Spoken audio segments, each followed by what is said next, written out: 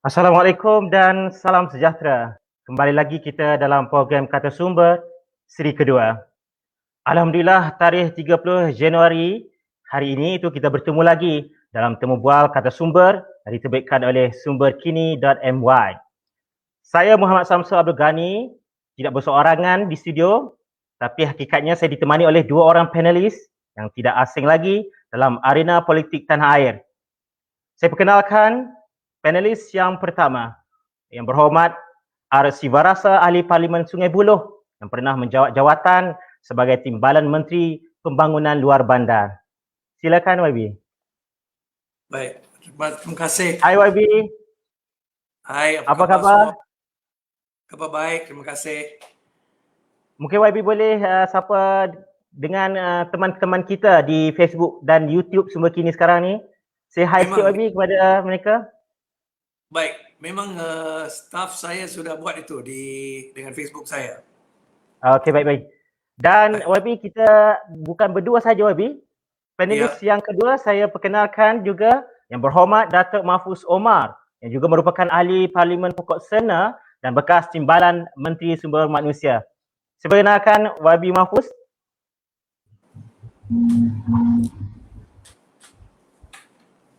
Hai YB. Ya, Bang. Assalamualaikum. Waalaikumsalam YB. Mungkin YB boleh say hi atau katakan khabar sedikit kepada kawan-kawan kita yang ikuti siaran kita pada malam ini YB. Ya, selamat berjumpa di di Maya, di alam Maya YB. Sekarang ni kita semuanya di digital. Mimpi, tapi bukan dalam mimpi. Bukan dalam mimpi YB. Sekarang ni reality. Malam ni kita berbahas panjang YB. Iaitu kita semua telah bersetuju untuk membilik tajuk yang berbunyi Darurat Bunuh Demokrasi. YB, saya perkenalkan dulu format bual bicara kita pada malam ini. Saya pecahkan kepada 3 bahagian YB. Iaitu bahagian pertama, saya ajukan 4 soalan kepada 2 orang panelis pada YB. Seterusnya, kita akan melihat kepada soalan-soalan penonton. Kemudiannya dalam sesi kedua, kita akan berbalik kepada para panelis mungkin dalam 2 atau 3 soalan. Selepas itu jika ada masa, saya akan melihat kembali soalan-soalan yang diajukan di media sosial kita sekarang ni lah YB. Yap. Okey YB, kita terus kepada soalan pertama YB, kita hangatkan malam ini. Saya tujukan soalan saya kepada YB Sivarasa. YB, suka saya ajukan soalan ini, YB sebagai pengamal undang-undang YB, apa sebenarnya senario yang berlaku di sebalik pengisytiharan darurat ini YB? Mungkin YB boleh memberi sedikit pencerahan kepada teman-teman kita yang sedang bersiaran bersama kita pada malam ini YB. Silakan YB. Terima kasih Saudara Syamsul. Sekali lagi saya ingin sampaikan salam petang kepada moderator Syamsul, kepada rakan seperjuangan saya yang lama Datuk Mahfuz, dan kepada semua penonton yang ikut perbualan kita pada malam ini. Terima kasih makan masa untuk bersama dengan kita. Dan ingin saya mula juga dengan ucap terima kasih kepada Sumber Kini mengaturkan perbahasan yang begitu penting dan menjemput saya lah bersama. Baik. Saya balik pada soalan daripada moderator Syamsul tentang apa ni pengisytiharan darurat Okey. Saya mula dengan apa ni justifikasi yang diberi oleh Perdana Menteri lah bila dia umumkan ini kepada rakyat pada 12 hari bulan Januari justifikasi yang dia gunakan untuk darurat ini ialah dia kata apa ni wabak COVID sudah sampai ke tahap tinggi dan mereka memerlukan langkah-langkah istimewa ataupun istilah bahasa orang putih special measures lah untuk menangani masalah ini dan masalah di negara ini bukan saja COVID-19 tapi juga diburukkan lebih lagi oleh masalah banjir di beberapa tempat. Jadi kerana ada keputusan untuk buat darurat. Bagi saya justifikasi ini memang tidak berasas lah. Sebab apa? Untuk bagi saya secara ringkas, untuk menangani COVID, kita tidak perlu apa-apa undang-undang baru ataupun darurat. Ini yang bagi saya, I think kita kena jelaskan kepada rakyat. Negara kita ada 2 undang-undang yang sangat penting. Akta Majlis Keselamatan Negara, itu yang satu. Yang kedua ialah Akta Pencegahan dan Pengawalan Penyakit-penyakit berjangkit. Ini yang digunakan oleh Kementerian Kesihatan dan Akta MKN digunakan oleh Majlis Keselamatan Negara. Saya sudah ambil sedikit masa untuk meneliti dua-dua akta ini dan bagi saya lihat dua-dua akta ini memberi kuasa yang cukup luas cukup luas dan sempurna untuk kerajaan buat apa-apa pun lah, ya, buat apa-apa pun untuk menangani pandemik COVID-19 ini. Jadi bila Perdana Menteri nak kata kita perlu kuasa lebih besar, kuasa lebih teruk, kuasa yang sedia ada dalam undang-undang tak cukup, bagi saya inilah kenyataan yang mengelirukan dan kenyataan yang bagi saya tidak ada asas dari segi undang-undang, ya. Dan lepas proklamasi darurat, memang macam biasa kerajaan mewartakan undang-undang di bawah proklamasi ini bernama Ordinan Darurat, ya. Ini bahasa biasa. Dan bila saya teliti Ordinan Darurat itu untuk melihat apakah langkah-langkah yang dikemukakan di sana pun kita boleh melihat peruntukan-peruntukan atau fasal-fasal di dalam ordinan itu, dia sebut tajuk-tajuk yang sudah ada dalam kedua-dua akta yang saya sebut tadi. Akta jangkitan penyakit jangkitan, akta pengawalan penyakit berjangkit dan juga akta Majlis Keselamatan Negara. Perdana Menteri kata kita perlu kuasa khas supaya kita boleh rampas bangunan, maksudnya rampas sementara lah untuk kegunaan melawan pandemik ini. Tapi bila kita baca akta MKN ini, sudah ada kuasa itu. Seksyen 30, 31 sudah ada kuasa yang cukup jelas, cukup terang dan cukup kuatlah untuk buat ini. Dan ada lagi dia bagi lebih kuasa kepada ATM atau tentera Malaysia. Itu pun ada di dalam akta MKN. Di dalam ordinan itu juga disebut kuarantin dan langkah-langkah untuk mengawal COVID. Bila kita teliti akta pengawalan penyakit berjangkit, di sana pun ada cukup kuasa. Tak ada, bagi saya, ayat yang dia kata tak cukup kuasa dalam undang-undang sedia ada ni memang dia dapat salah nasihat ataupun dia dengan sengaja nak buat kenyataan yang salah, itu saya tak tahulah. Tapi bagi saya itu jelas, ya. Lepas tu bila kita baca dalam ordinan, ini yang di mana kita lihat tujuan sebenarnya. Dan kita baca dalam ordinan ini yang diwartakan pada 14 hari bulan Januari, berkuat kuasa pada 12 Januari, kita melihat sidang parlimen dan sidang-sidang DUN semua digantung. Pilihan raya umum ditangguh. Tangguh kepada bila-bila pun, ya, kepada satu tarikh yang akan ditentukan. Inilah bagi saya tujuan sebenar mereka. Mereka tidak mahu ada sidang parlimen lagi ataupun ada sidang DUN mungkin di Selangor, Negeri Sembilan atau Pulau Pinang, di negeri-negeri yang diperintah oleh Pakatan Harapan dan rakan-rakan kita. Dan jadi bagi saya itu jelas bila kita baca peruntukan-peruntukan dalam undang-undang, proklamasi, ucapan Perdana Menteri dan akhirnya khusus pada ordinan yang mereka wartakan pada 14 hari bulan. Saya tafsirkan inilah dengan jelas, inilah matlamat mereka. Bukan bagi saya, ya, itulah secara ringkas saya lihat daripada peruntukan undang-undang sendiri. Wabi, kita akan sambung lagi dan kepada Wabi Mahfuz, terima kasih Wabi Siva atas penerangan tadi. Okey, terus kepada Wabi Mahfuz. Ya. Okey Wabi, Datuk telah melalui suka duka dalam politik. Ya, kita semua tahu kan? Ya. Mungkin ramai yang sudah bertanya, apakah wajar atau tidak darurat ini dilaksanakan? Ya. Tentu YB ada hujahannya, tetapi saya ingin melihat jauh di sudut hati YB apa yang terpendam apabila darurat ini dilaksanakan oleh Kerajaan Perikatan Nasional. Okey, terima kasih Syamsul, dan terima kasih sumber kini dan tahniah kepada YB Siva yang berikan satu penghujahan yang sangat baik atas soalan yang dikemukakan.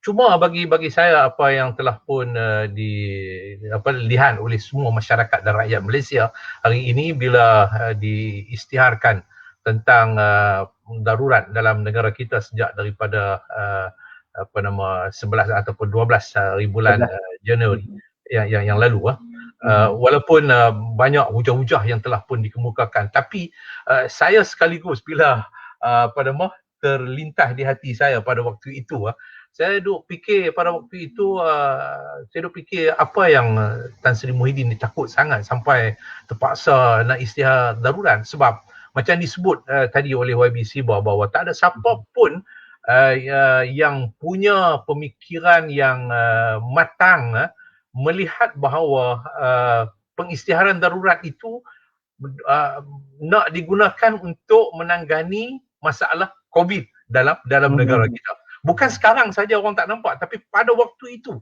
orang tak nampak sebab orang sudah melalui proses PKP ni sejak daripada tahun sudah orang melihat bahawa Akta 342 dan Akta MKN yang disebut tadi ni sudah pun mencukupi untuk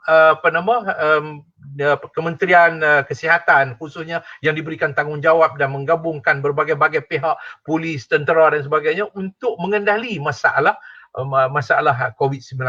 Jadi orang melihat kepada senario politik yang sebelum itu apabila bangkit tentang tuntutan-tuntutan, tekanan-tekanan yang diberikan oleh dalam Perikatan Nasional sendiri, dalam Kerajaan Perikatan Nasional sendiri khususnya UMNO yang berhasrat untuk mendesak supaya diadakan pilihan raya segera. Khususnya kalau boleh dalam bulan 3 ataupun bulan 4 kalau tak silap saya kenyataan pemimpin UMNO. Jadi ini yang cuba nak dielak oleh Tan Sri Muhyiddin dalam keadaan mereka tidak punya satu capai kata sepakat dalam Perikatan Nasional, dan kalau buat pilihan raya dalam keadaan UMNO tidak bersama dengan Perikatan Nasional, UMNO tidak bersama dengan PBBM, maka sudah tentu harapan mereka untuk menang pada pilihan raya itu agak sukar untuk dicapai, walaupun dilihat di sana PAS bersama dengan Bersatu. Orang dilihat PAS ni cuma makan dua kolam, satu dengan kolam UMNO, MN Muafakat Nasional, satu lagi kolam Perikatan Nasional. Tapi jelas nampak bahawa PAS tidak berupaya untuk membantu Perikatan Nasional bagi mencapai kemenangan pilihan raya. Lalu inilah yang difikirkan bagi saya oleh Tan Sri Muhyiddin untuk mencari jalan bagi melewatkan pilihan raya itu bukan pada bulan 3, tetapi paling tidaknya selepas daripada Ogos, iaitu apabila darurat ini buat fasa yang ada ini tempohnya sampai Ogos tahun 2021. Jadi dia mengharapkan selepas Ogos mungkin banyak persediaan, banyak tekanan-tekanan yang boleh dibuat oleh atas nama kerajaan kepada kepimpinan UMNO ni supaya akhirnya akur kembali kepada Perikatan Nasional dan bersama untuk menghadapi pilihan raya umum yang akan datang. Tetapi ternyata bahawa tindakan dia menggunakan alasan COVID ini untuk mendapatkan kuasa yang lebih besar, powerful, tapi akhirnya orang melihat itu tindakan yang bloody fool lah. Masya Allah, YB, sambil kita bersembang ni, saya juga ingin mengajak rakan-rakan Facebook dan rakan-rakan YouTube kita di Sumber Kini untuk turut sertai kita. Bagi mana yang baru masuk, kita sekarang sedang membahaskan mengenai darurat membunuh demokrasi. Kita berbalik kepada panel kita yang pertama tadi, YB Siva. YB Siva, apabila darurat diisytiharkan, YB, sehari selepas MCO diumumkan, rakyat keliru, agensi kerajaan keliru dan lebih membimbangkan para pelabur juga keliru. Jadi boleh YB jelaskan lunas undang-undang demokrasi mana yang dibuat oleh Kerajaan Perikatan Nasional dalam mengisytiharkan proklamasi darurat ini? YB Siva. Baik, terima kasih atas soalan penting itu. Di sisi undang-undang, kuasa untuk membuat proklamasi atau pengisytiharan darurat ini memang dalam perlembagaan Malaysia, ya, perlembagaan persekutuan, khususnya perkara 150. Dan perkara 150 ini adalah satu peruntukan yang cukup teruk dari segi kuasa lah dia beri, dan dia merupakan macam satu bahagian, satu mini perlembagaan, ya. Di dalam perlembagaan secara keseluruhan dia satu mini perlembagaan yang ada kuasa untuk kuasa yang lebih teruk daripada apa yang sedia ada dalam perlembagaan secara keseluruhan. Dan sebab itu bagi saya inilah satu perkara yang sangat serius dan tidak sepatutnya digunakan sewenang-wenangnya atas tujuan politik yang lain lah, yang kita nampak secara jelas sekarang. Jadi memang peruntukan 150 itu berkata kalau ada keadaan darurat yang sangat serius, mesti sangat serius, bukan keadaan yang biasalah, keadaan sangat serius yang mengancam keselamatan negara, ekonomi, perjalanan ekonomi negara atau ketenteraman awam. Memang kerajaan boleh menasihatkan agung untuk isytiharkan. Tapi bagi saya, seperti saya sebut tadi, daripada mulut Perdana Menteri kita dengar justifikasi. Apa justifikasi itu? Kita perlu darurat, kita perlu langkah khas ini sebab tiada peruntukan dalam undang-undang yang sedia ada untuk menangani isu COVID-19, dan juga kita masalah ini ditambahkan oleh banjir yang teruk di beberapa tempat di Malaysia. Seperti saya sebut tadi, ini memang tak masuk akal sebab mana-mana peguam bila kita baca Akta 342 itu akta penyakit berjangkit dan juga akta MKN, kita lihat semua kuasa itu ada. Jadi tujuan yang sebenarnya saya sebut tadi, bila kita balik pada bila kita baca ordinan, dia mau gantung sidang parlimen. Sidang parlimen sudah dijadual untuk 8 hari bulan Mac. Dan biasa kita ada 3 sidang dalam satu tahun, 3 mungkin 4 juga. Dia mau semua ini dibatal, digantung. Dan sidang DUN pun tidak dibenarkan. Jadi ini yang kita lihat dengan teliti, apakah tujuan mereka untuk menghalang sidang parlimen berjalan. Apa dari sini?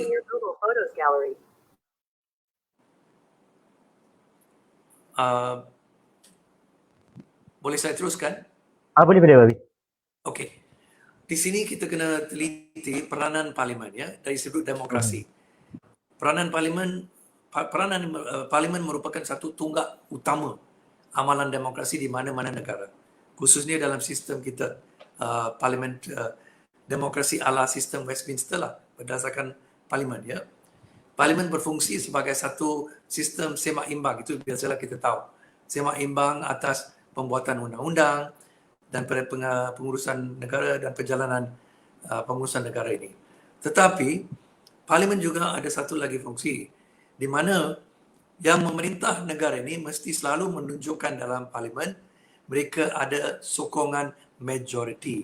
Sebab itulah mandat demokrasi ini. Kalau kita tak ada sokongan majoriti, bermaksudnya kita tak boleh perintah. Dan di dalam parlimen, kita tahu dalam perjalanan parlimen selalu ada banyak usul atau rang undang-undang yang perlu diundi. Dan setiap proses pengundian itu yang memerintah negara mesti menunjuk kepada rakyat dia ada majoriti. Di sini saya lihat inilah tujuan memang sebenarnya kita lihat. Majoriti sangat tipis oleh Perikatan Nasional, iaitu 111 kerusi itu. Kita sudah tahu seorang ahli parlimen di Kelantan sudah lari, sudah tarik sokongan. Padang Rengas, Nazri sudah tarik sokongan. Kita dengar Pasir Salak pun walaupun belum umum akan tarik sokongan.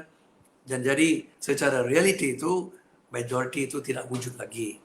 Sebab itu Perikatan Nasional tidak boleh menghadapi risiko besar.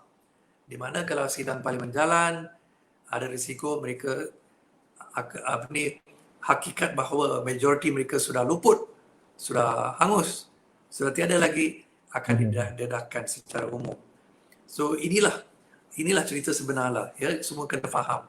Bukan ada masalah dengan COVID ke, ada masalah dengan banjir di Kelantan ke.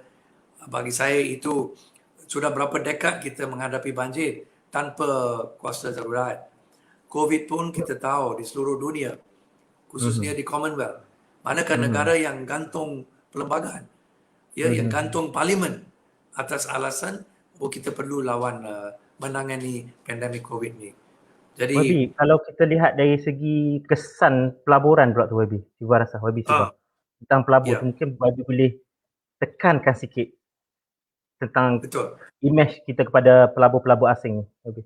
Baik. Dan itu pun pemerhatian itu oleh Samsul memang sangat penting sebab kita tahu COVID ni sudah menjejaskan dan telah mengancam ekonomi negara. Dalam konteks itu, kita mesti terus membina keyakinan, khususnya dengan pelabur dalaman dan pelabur daripada negara asing. Tetapi kita tahu ini satu hakikatlah. Bila sebuah negara itu umumkan atau mengisytiharkan darurat, adakah pelabur asing terus yakin dengan ekonomi itu? Adakah mereka akan terus datang untuk melabur? Bila kita lihat, ini negara ini sudah isytiharkan darurat, dalam keadaan macam mereka sendiri kata kita tak stabil ataupun kita ada masalah keteraman awam dan sebagainya. Jadi langkah ini memang bagi saya, walaupun dia Perikatan Nasional nampak perlu untuk survival mereka, tapi dari segi ekonomi memang menjejaskan ekonomi negara. Padahal kita patut buat langkah-langkah untuk membimbing dan memajukan, ya, membekasakan ekonomi, bukan melemahkan dan mengancam dia. Okey, Wabi. Wabi, kita terus kepada Wabi Mahfuz semula. Okey, Wabi. Ya. Wabi Mahfuz. Okey. Wabi, kalau kita ikut Majlis Keselamatan Negara, MKN, apabila diisytiharkan darurat, yang berkuasa adalah DO, pegawai daerah, kan? Ya. Tapi apa yang berlaku kini sebaliknya? Adakah kita punya kefahaman yang betul, Wabi, terhadap pelaksanaan darurat, atau ia hanya dijadikan alasan untuk menggantung parlimen bagi membolehkan kerajaan Perikatan Nasional terus berkuasa? Okey, Wabi Mahfuz, boleh berkongsi, Wabi? Terima kasih, Syamsul. Saya tidak pasti apa yang dicapai oleh, apa yang telah pun digariskan oleh Majlis Keselamatan Negara tentang bagaimana proses darurat, sama ada eksekutif itu masih diberikan peranan ataupun tidak. Tetapi jelas dalam ordinan darurat ini, eksekutif masih diberikan peranan, malah peranan yang telah pun termaktub dalam perlembagaan itu tidak berkurangan pun berbanding dengan apa yang digambarkan bahawa pengisytiharan darurat. Kalau kita lihat darurat pada 1969 sehingga terbentuk majlis disebut sebagai Migran pada waktu itu, dia memang ditadbir oleh satu majlis. Dan pada waktu itu kita lihat bahawa tidak ada kabinet tidak lagi dibentuk selepas daripada pilihan raya umum pada 1969, maka berlaku 13 Mei. Selepas itu kabinet belum sempat dibentuk kalau tak silap ingatan saya. Lalu Tengku Abdul Rahman telah memberikan ruang untuk Allahyarham Tuan Abdul Razak untuk mengetuai Migran pada waktu itu. Walaupun Tengku Abdul Rahman sebagai seorang Perdana Menteri, tetapi dia memberikan kepercayaan kepada Tun Razak untuk mengendalikan ataupun mengapalai Migran pada waktu itu, dan anggota-anggota Migran itu dikendalikan lebih ramai kepada senior officer yang terdapat dalam negara kita. Jadi berbeza pada hari ini, ordinan darurat seperti yang zaman Tunku, ordinan darurat itu dibawa dan Tunku tidak menamakan dia untuk mengapalai Migran itu, dan Tunku tidak ambil tanggungjawab itu untuk dia sendiri yang handle darurat. Tetapi pada hari ini ordinan ini dibentang dan disahkan dengan menamakan bahawa fungsi kabinet itu berterusan, seperti mana yang termaktub di dalam perlembagaan. Ini bermakna bahawa walaupun wujudnya jawatankuasa teknikal, wujudnya jawatankuasa satu jawatankuasa khas yang dikatakan melibatkan ahli parlimen daripada kerajaan ataupun pembangkang untuk dikatakan menasihat yang di-Pertuan Agong untuk nak melihat sama ada wujud ataupun tidak lagi tentang unsur-unsur yang menyebabkan darurat itu masih kena dilanjutkan ataupun tidak wujudnya keadaan yang darurat yang membolehkan untuk di-Pertuan Agong memendekkan tempoh darurat tersebut. Tetapi apapun peranan itu, peranan jawatankuasa itu tidak boleh mengatasi peranan Perdana Menteri sebagai penasihat yang termaktub di dalam perlembagaan untuk menasihat yang di-Pertuan Agong. Jadi bermakna bahawa di sana kita lihat bahawa Perdana Menteri tetap mempunyai fungsi yang lebih besar dalam darurat ini berbanding dengan apa yang berlaku pada tahun 1969. Kemudian kalau kita lihat tentang isu berkaitan dengan soal parlimen ataupun DUN, secara tidak langsungnya kita katakan dia digantung. Tetapi hakikatnya di dalam dia digantung itu kerana tidak ada nasihat daripada Perdana Menteri, permohonan daripada Perdana Menteri sebagai ketua parlimen, sebagai ketua parlimen untuk memohon kepada yang di-Pertuan Agong untuk mengadakan sidang parlimen, untuk memanggil sidang parlimen, Jadi setiap pada bulan Mac akan ada pembukaan parlimen. Jadi selalunya akan berlakulah Perdana Menteri akan menghadap yang di-Pertuan Agong sebelum daripada Mac untuk memohon bagi pembukaan parlimen dan dipanggil untuk sidang parlimen untuk sepanjang tahun tersebut khususnya bermula daripada Mac. Jadi Perdana Menteri tidak menjalankan peranan ini walaupun fungsi itu ada. Sebab itu saya katakan bahawa jawatankuasa penasihat tidak boleh menasihat yang di-Pertuan Agong untuk memanggil sidang parlimen. Hanya kerana kuasa itu adalah kuasa Perdana Menteri sebagai Perdana Menteri, satu sebagai ketua parlimen. Ketua parlimen yang boleh memohon kepada di-Pertuan Agong untuk menjemput ataupun memanggil satu sidang parlimen. Tetapi di dalam ordinan darurat ini saya fikir YB Siva boleh perbetulkan saya dalam perkara 150 kalau tak silap saya dalam pasal 3 perkara 11150 itu menyebut bahawa semua perkara-perkara yang disebut dalam ordinan darurat ini maknanya dia kena dibawa kepada parlimen. Bermakna bahawa dia secara umumnya dia sebenarnya tidak pun mengatakan bahawa darurat tidak boleh diadakan sidang parlimen. Darurat masih boleh dibuat sidang parlimen. Cuma dia atas kemahuan. Kemahuan siapa? Kemahuan Perdana Menteri sebagai ketua parlimen dan juga sebagai Perdana Menteri untuk nak menasihat yang di-Pertuan Agong. Malah kalau kita lihat dalam sejarah kita di Malaysia, pilihan raya kalau tak silap saya 9 kali diadakan di dalam negara kita selepas daripada 1969, iaitu bermula daripada tahun 74 kalau tak silap saya, tahun 74 ya, tahun 74 sampai tahun 2008.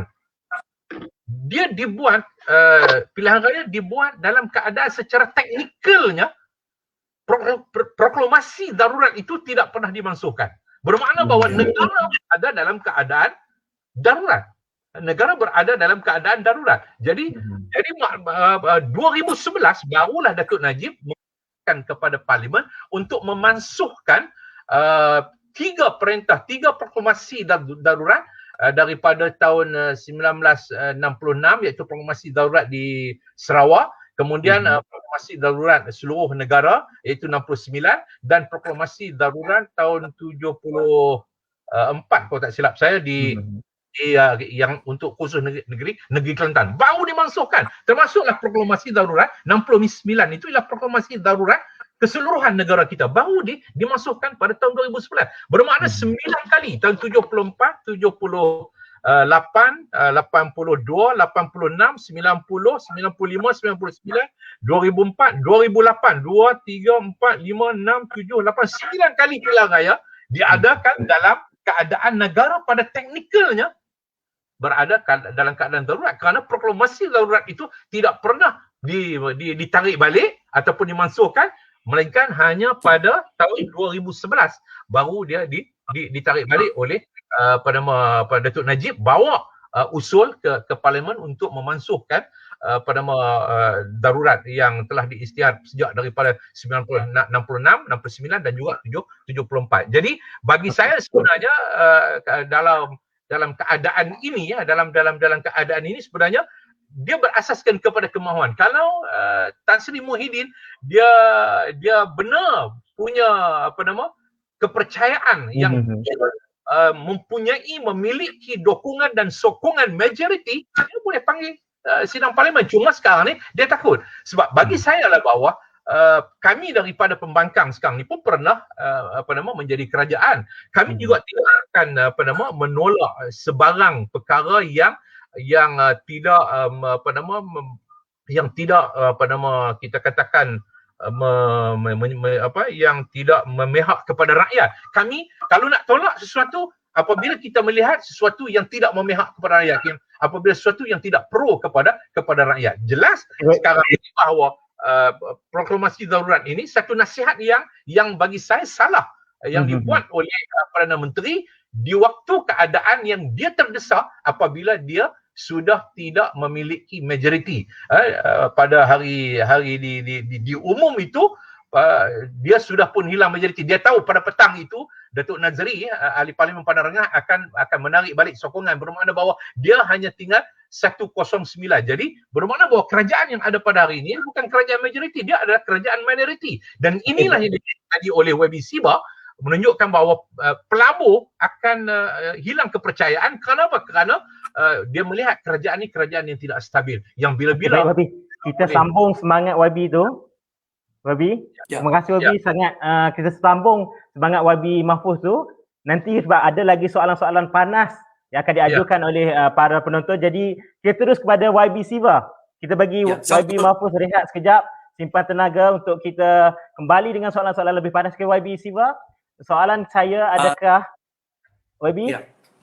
Silakan. YB, soalan saya seterusnya kepada YB Siva. Adakah tindakan Datuk Seri Anwar Ibrahim dan beberapa ahli pemimpin politik mencabar peranan Perdana Menteri di mahkamah dalam menasihati agung adakah tepat pada masanya? Mungkin dari sudut undang-undang bagaimana YB melihat perkara ini YB? Baik, terima kasih Syamsul atas soalan itu. Tapi dengan izin moderator, boleh saya sambung sedikit daripada komen saudara tadi sebelum saya jawab soalan tentang tindakan mahkamah oleh Datuk Seri Anwar. Ayat yang Samsul sebut tadi iaitu Perdana Menteri Umum sekarang district officer atau pegawai daerah akan berkuasa di seluruh tempat masing-masing. Bagi saya itu pun memang salah ataupun tidak dicerminkan dalam realiti ya. Macam saudara Mahfuz kata, apa yang kita lihat secara realiti, struktur kerajaan masih kekal macam biasalah.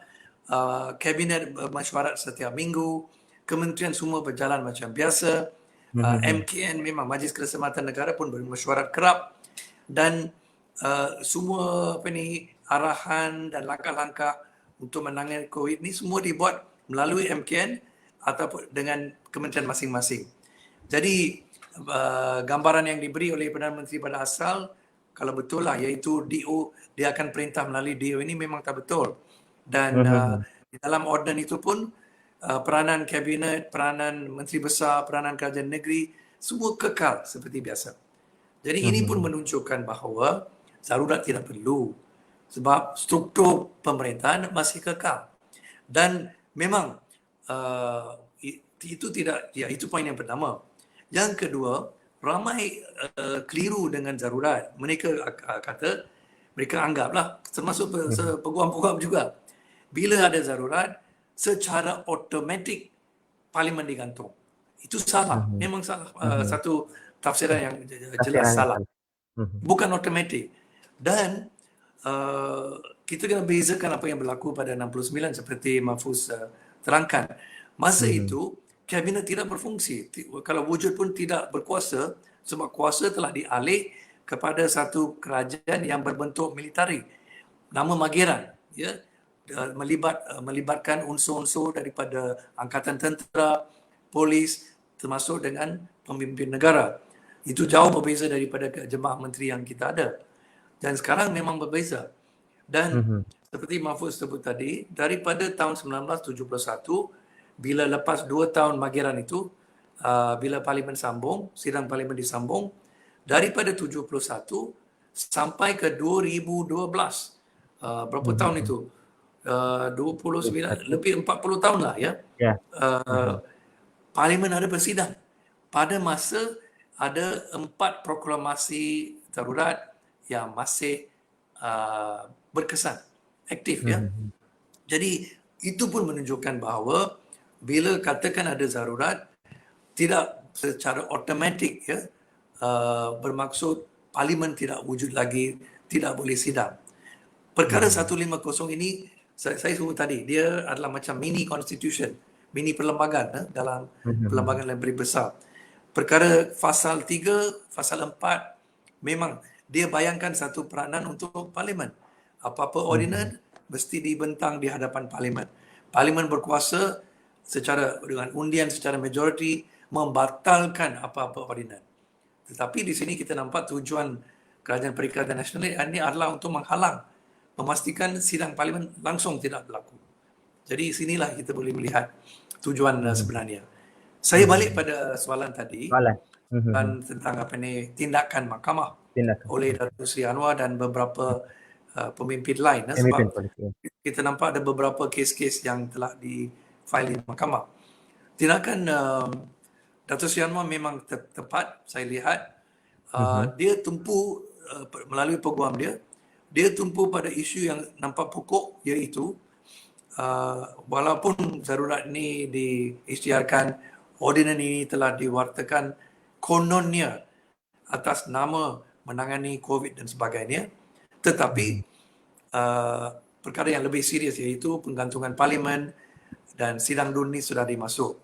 Dan dalam mahkamah itulah aspek yang dia tegaskan, iaitu penggantungan parlimen dan penggantungan sidang DUN ialah satu tindakan yang melanggar perlembagaan dan tidak patut dibenarkanlah oleh mahkamah. So jadi perintah yang mereka pohon di mahkamah ialah bahagian ini dalam ordinan itu mesti dibatal dan sidang parlimen dan sidang DUN jika perlu mesti dibenarkan diteruskan.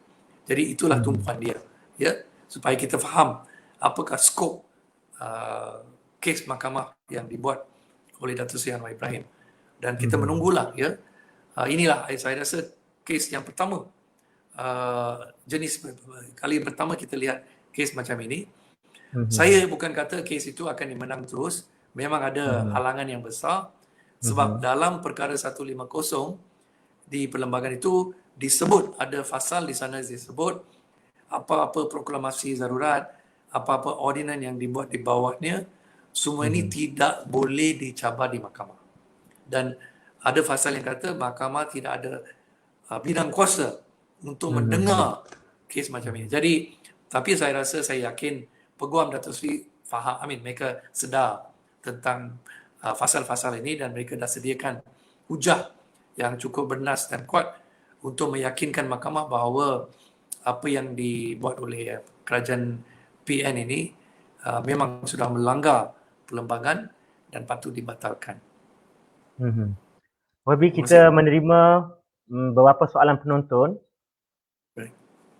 Okey, mungkin soalan penonton first saya mungkin aju kepada Wabi Siva lah, sebab saya ada satu lagi soalan untuk Wabi Mahfuz. Soalan penonton pertama tanya kepada YB, adakah dengan tindakan ini kerajaan PN, Perikatan Nasional, sudah membunuh demokrasi di negara kita yang secara prinsipnya sudah dipertahankan oleh semua latar parti politik sejak merdeka?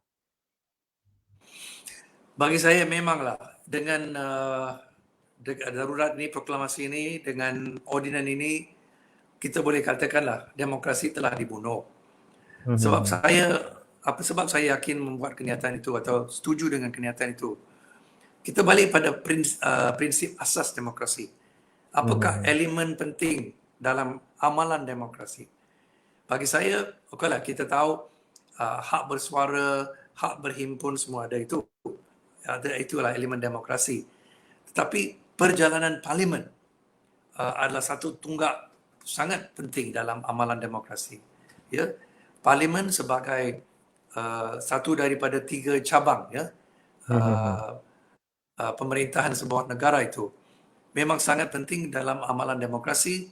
Dan di dalam parlimen seperti saya sebut tadi, parlimen ada 2 fungsi yang sangat penting. Satu, semak dan imbang. Atas apa? Atas proses pengubalan undang-undang oleh kerajaan yang sedia ada, dan satu proses semak imbang atas pengurusan negara oleh kementerian-kementerian dan oleh eksekutif lah. Satu sistem itu. Itu satu. Yang kedua ialah untuk sentiasa menunjukkan kepada rakyat kerajaan yang sedia ada ini ada majoriti. Kalau satu kerajaan itu sudah hilang majoriti, maksudnya dia hilang hak langsung untuk perintah negara itu. Itulah asas, itulah dasar demokrasi. Jadi kita nampak kerajaan ini yang ada sekarang, dia sudah takut, dia sudah tahu majoriti dia mungkin sudah hilang, dan dia tidak mahu ini didedahkan secara terbuka, secara jelas dalam sidang parlimen. Dan dengan itu, bagi saya untuk dengan halang sidang parlimen ini, memang bagi saya demokrasi ini sudah dibunuh.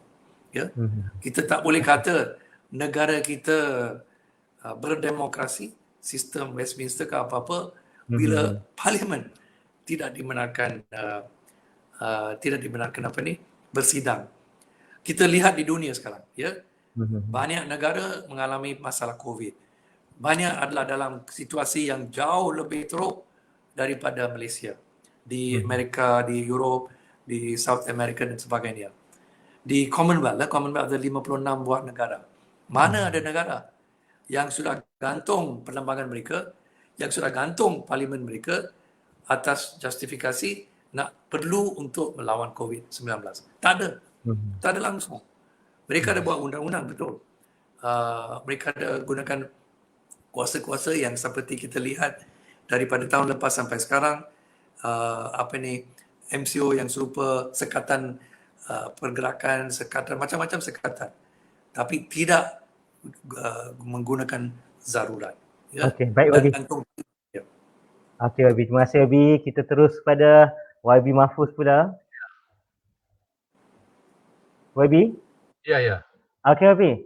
Ya. Bagaimana pula pandangan Wabi dengan kenyataan di kalangan ahli akademik dan sekeliling rakyat yang melabel tindakan ini sebagai tidak menghormati kuasa raja? Pak Izzat ni. Saya pun agak terkejut dan saya tidaklah nak menyentuh soal kritikan-kritikan yang dibuat oleh ahli akademik. Itu hak mereka lah, apa yang mereka nak sebut. Tetapi saya mengharapkan supaya semua masyarakat harus melihat bahawa apa masalah kita mengambil tindakan ini bukan mengheret tuanku ke mahkamah. Kita hanya mencabar nasihat macam disebut oleh Wabi Siva tadi, iaitu cara pengendalian yang dibuat oleh pihak kerajaan, Perdana Menteri sebagai sebagai penasihat kepada Di-Pertuan Agong. Itu cara itu yang tidak yang kita persoalkan. Jadi kalau dikatakan tindakan kita itu tidak menghormati kuasa raja, saya fikir Menteri Undang-Undang yang ada sekarang ni pun waktu dia menjadi pembangkang, dia juga mempersoalkan tentang soal pembebasan pengampunan yang diperolehi oleh Datuk Seri Anwar Ibrahim. Sedangkan apa yang diperolehi proses pembebasan pengampunan itu ialah dengan dibuat oleh yang Di-Pertuan Agong sendiri, dipersetujui oleh Di-Pertuan Agong. Jadi kalau nak dikatakan tidak menghormati, itu adalah suatu yang gambaran tidak beliau juga tidak menghormati ke bawah duli tuanku yang di-Pertuan Agong. Tapi bagi saya bahawa dalam isu hari ini ialah memberikan nasihat yang salah itu adalah satu penghinaan kepada yang di-Pertuan Agong. Kerana dia telah mencalar, Perdana Menteri telah mencalarkan nama baik yang di-Pertuan Agong di waktu dia menasihat, satu dia memberikan nasihat yang salah untuk nak menghalalkan tindakan dia supaya dia mendapat darurat dengan memberikan alasan kononnya untuk menangani COVID. Dan hari ini orang sudah dapat melihat sejak daripada COVID sejak daripada darurat diisytiharkan hingga hari ini tidak pernah kurang sehari 3,000 kes. Tidak pernah berkurangan daripada 3,000 kes. Jadi menunjukkan bahawa darurat tidak menyelesaikan masalah. Dan yang penting ialah Akta 342 dan juga Akta MKN itu sudah pun mencukupi untuk nak mengendalikan masalahan yang berkaitan dengan COVID. Jadi bagi saya bahawa kejadian inilah yang telah merosakkan, yang mencalarkan nama baik institusi yang di-Pertuan Agong, dan sekaligus ini memberikan gambaran kepada dunia bahawa kerajaan di sini ini sebuah kerajaan yang tidak stabil, sanggup membohongi yang di-Pertuan Agong, dan di waktu dia menghadap di-Pertuan Agong dia sudah tidak mempunyai majoriti, dia tidak memaklumkan yang dia tidak mempunyai majoriti, dan dia tidak berlaku jujur kepada yang di-Pertuan Agong, dan ini merupakan satu saya sifat sebagai perbuatan khianat dan merosakkan nama baik yang di-Pertuan Agong. Sebab itu bagi saya bahawa saya tidak mahu melihat yang di-Pertuan Agong memiliki kerajaan yang merosakkan nama institusi yang di-Pertuan Agong itu sendiri. Okey, baik Obi, kita terus kepada soalan penonton. Soalan pertama, saya akan ajukan dua soalan satu soalan kepada YB Siva, satu soalan kepada YB Mahfuz.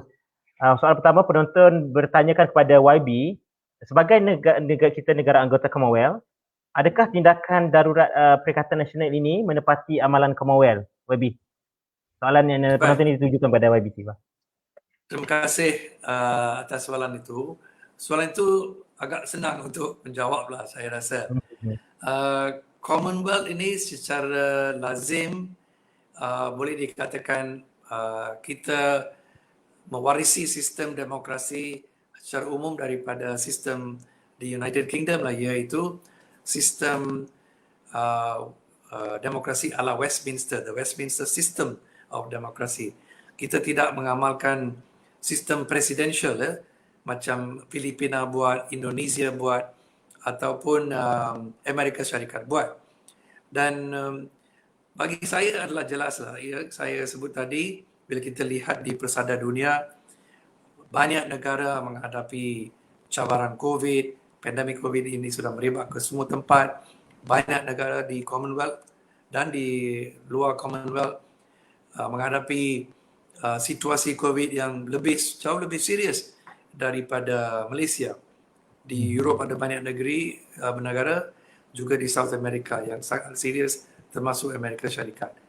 Tetapi bila kita tanya soalan, adakah di antara negara-negara Commonwealth ini ataupun di luar Commonwealth yang sanggup, yang sudah buat langkah menggantung perlembagaan mereka, macam kita buat melalui perkara 150 ini, atau menggantung parlimen sendiri, parlimen di mana perbahasan dasar, pemerintah negara dan semua dibincang sebagai wakil rakyat.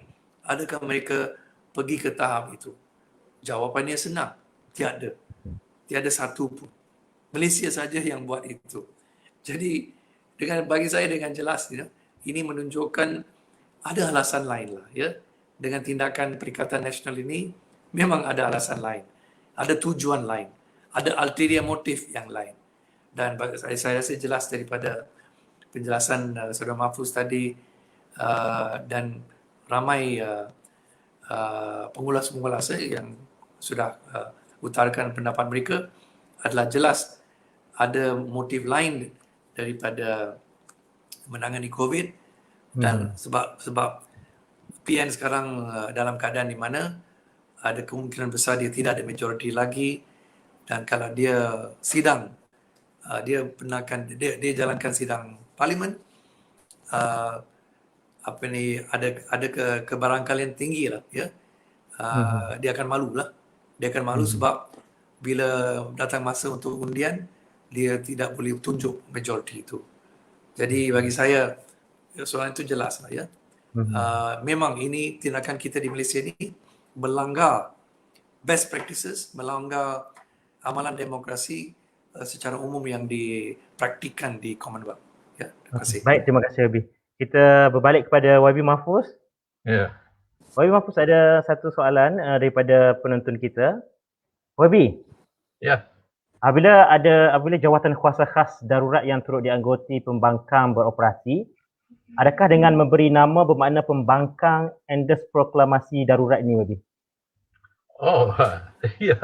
Pertama, saya lanjut kepada apa yang disebut oleh YB Siva tadi. Dia bukan saja tidak menepati amalan Commonwealth, amalan sukan Commonwealth pun dia tak tepati. Dan bagi saya lah bahawa sepatutnya bukan parlimen yang digantung dengan kegagalan sejak daripada darurat sehingga hari ini dalam konteks pengendalian COVID ini, sepatutnya kabinet itu sudah digantung. Kabinet sepatutnya digantung dan tak boleh berfungsi lah. Macam orang kata macam tak ada kabinet pun. Macam tak ada kabinet, fail. Kabinet ni kabinet yang fail, Perdana Menteri yang gagal lah, yang gagal. Patut mereka sudah digantung. Jadi soal pelantikan jawatan kuasa khas, walaupun kita telah menamakan, PH menamakan 3 orang wakil daripada PH, ini bukan bermakna bahawa kita telah endorse proklamasi darurat tersebut. Cuma kita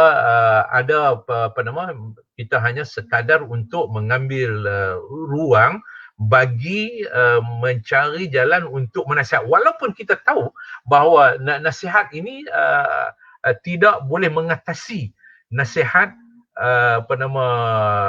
Perdana Menteri ke atas yang di-Pertuan Agong. Tetapi sekurang-kurangnya apabila kita berada dalam jawatan kuasa tersebut, kita boleh mendekati yang di-Pertuan Agong secara yang lebih mudah untuk menasihati yang di-Pertuan Agong untuk pertama sekali boleh memanggil sidang parlimen itu sendiri. Dan yang keduanya ialah untuk menamatkan perintah darurat ini lebih awal daripada tempoh yang terkandung dalam ordinan ini sehingga Ogos. Jadi itu sahaja yang kita rasa bahawa kita boleh sertai. Tetapi kalau dilihat nanti keadaan yang tidak memberikan gambaran yang menunjukkan jawatan kuasa ini boleh memberikan sesuatu yang terbaik untuk negara kita, sebaliknya kabinet ataupun eksekutif itu mengatasi sepenuhnya ke atas jawatan kuasa khas ini, maka kita boleh berundur daripada jawatan kuasa tersebut.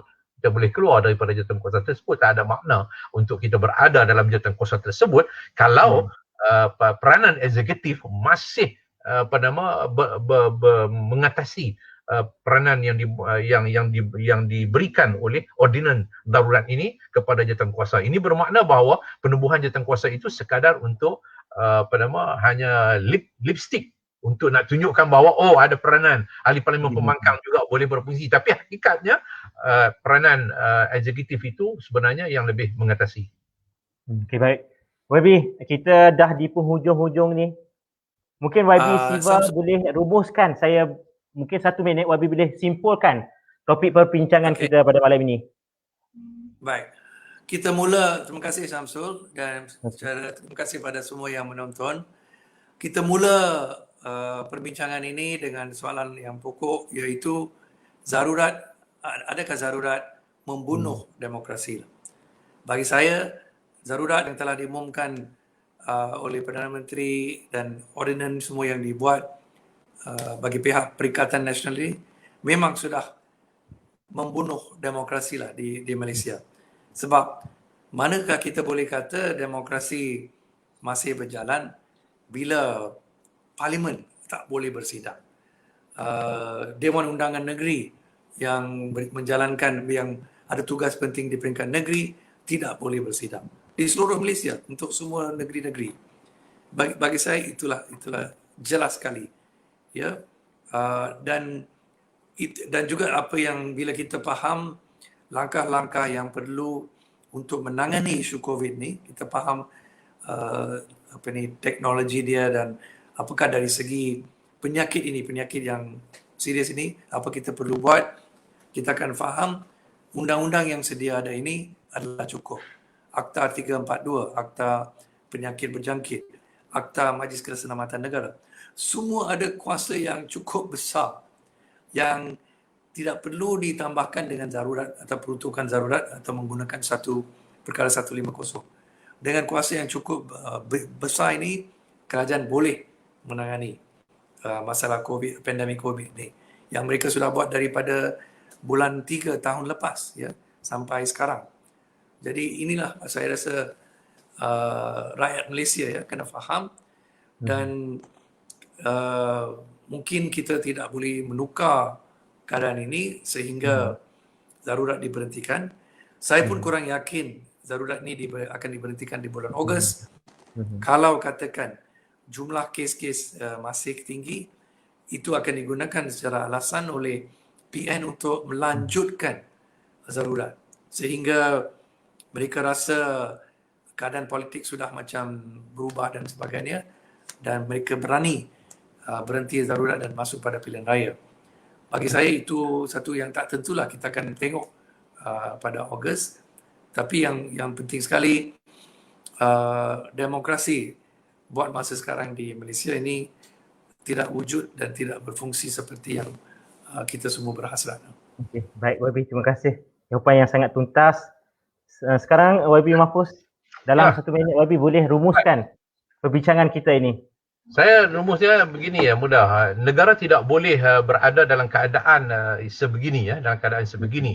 Dalam keadaan dilihat kestabilan politik, kerajaan yang memerintah itu sendiri berada dalam keadaan yang tidak stabil, yang berada dalam keadaan yang kelang kabut, yang berada dalam keadaan yang menunjukkan mereka telah fail ataupun gagal dalam menangani masalah COVID seperti yang saya sebutkan tadi. Sejak daripada darurat diisytiharkan sehingga hari ini, kes tidak pernah berkurangan daripada 3,000 kes. Ini bermakna bahawa darurat bukan pengisytiharan darurat bukan penyelesaian kepada masalah mengatasi masalah COVID. Sepatutnya ada keadaan yang lain yang sudah mencukupi melalui Akta 342 untuk menangani masalah COVID. Apa yang penting sekarang ini ialah kita tidak boleh berada dalam keadaan kerajaan yang tidak stabil, di mana soal kerajaan yang sudah tidak ada majoriti, iaitu kerajaan minoriti, kerajaan dan Perdana Menteri 109 yang tak cukup bilang. Dan ini telah dapat dilihat bagaimana kesan dia ialah kita telah kehilangan peluang-peluang pelaburan yang begitu besar, yang telah lari daripada negara kita ataupun tak datang ke negara kita. Sedangkan berbanding kita dengan Vietnam hanya mengalami kekurangan 10% berbandingan dengan kita 60 ataupun 60-68%. Begitu juga dengan Indonesia dan sebagainya. Dan bermakna bahawa kita telah mengalami kekurangan peluang pekerjaan yang boleh kita berikan kepada masyarakat dan rakyat di waktu kita mengalami masalah pemberhentian pekerjaan. Jadi bila pelabur tak datang, kita tak ada peluang untuk menyediakan peluang pekerjaan kepada pekerja-pekerja yang hilang pekerjaan ini. Jadi sudah tentu saya mengharapkan di sini ialah hanya yang di-Pertuan Agong boleh bertindak seperti mana tindakan yang pernah dibuat pada awal permintaan Tan Sri Muhyiddin untuk diisytiharkan darurat, tetapi pada waktu itu Yang di-Pertuan Agong telah menolak permohonan tersebut. Ini bermakna bahawa Yang di-Pertuan Agong boleh untuk nak menolak permohonan Perdana Menteri, dan walaupun sudah pun diadakan ordinan ini, tetapi saya fikir bahawa ke bawah duli tuanku yang di-Pertuan Agong, seharusnya untuk bertindak demi untuk Malaysia dan juga rakyat Malaysia ni, insya-Allah. Okey, baik, terima kasih YB, kedua-dua YB, terima kasih kerana meluangkan masa bersama Sumber Kini. YB, sebenarnya saya gembira malam ini kerana mengendalikan bual bicara ini, tapi ialah masa tidak pernah mengizin. Jadi kalau YB berlapangan masa lagi, bolehlah kita bersiaran lagi. InsyaAllah. Untuk itu kepada para penonton, bagi mereka yang tidak sempat bersama kita malam ini, anda boleh melihat siaran ulangan di YouTube kami di Sumber Kini. Jangan lupa subscribe kami di YouTube Sumber Kini dan ikuti kami di sumberkini.my serta di media sosial kami di Facebook, di Twitter dan Instagram. Terima kasih semua dan selamat malam. Assalamualaikum. Assalamualaikum warahmatullahi wabarakatuh. Terima kasih. Selamat malam.